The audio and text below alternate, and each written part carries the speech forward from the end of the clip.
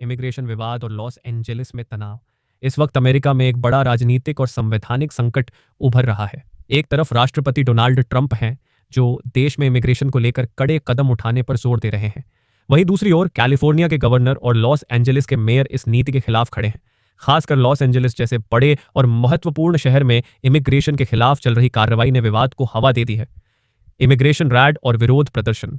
6 जून से Los Angeles में immigration और कस्टम्स एनफोर्समेंट एजेंसी आईसीई ने अवैध अप्रवासियों के खिलाफ बड़े पैमाने पर छापेमारी शुरू की। इस अभियान का मकसद था क्रिमिनल बैकग्राउंड वाले अप्रवासियों को पकड़ना और उन्हें देश से बाहर भेजना। लेकिन खबरें आईं कि कई ऐसे लोग भी निशाने पर आए जिनका कोई अपराध रिकॉर्ड नहीं था। इस वजह से स्थानीय लोगों में भारी गुस्सा फैल गया और शहर में बड़े पैमाने पर विरोध प्रदर्शन शुरू हो गए। प्रदर्शनकारियों ने सड़कों पर जाम लगाए, आगजनी की और पुलिस के साथ टकराव भी हुआ। कई जगहों पर पत्थरबाजी और हिंसा की घटनाएं सामने आईं। इस स्थिति को देखते हुए ट्रंप प्रशासन ने 7 जून को बिना कैलिफोर्निया के गवर्नर से सलाह मशवरा किए लगभग 2000 नेशनल गार्ड सैनिकों को लॉस एंजेलिस में तैनात कर दिया। संघीय बनाम राज्य सरकार अधिकारों का टकराव, यह कदम कैलिफोर्निया सरकार के लिए अस्वीकार्य था। गवर्नर ने इसे संविधान के खिलाफ बताया और ट्रंप प्रशासन पर आरोप लगाया कि उन्होंने अपने अधिकारों का उल्लंघन किया है। अमेरिका के संघीय ढांचे में आमतौर पर नेशनल गार्ड की तैनाती के लिए राज्य सरकार की सहमति जरूरी होती है, लेकिन इस बार राष्ट्रपति ने टाइटल 10 के तहत सीधे सेना तैनात कर दिया।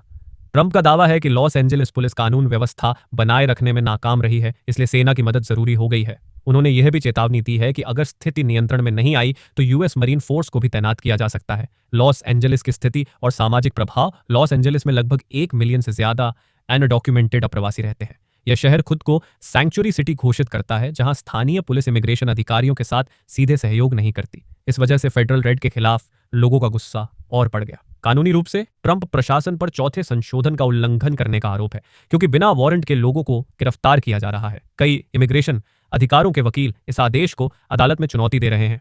वर्तमान हालात और आगे का रास्ता। हालांकि अब प्रदर्शनकारियों में थोड़ी शांति आई है, लेकिन सेना की मौजूदगी ने तनाव को कम किया है।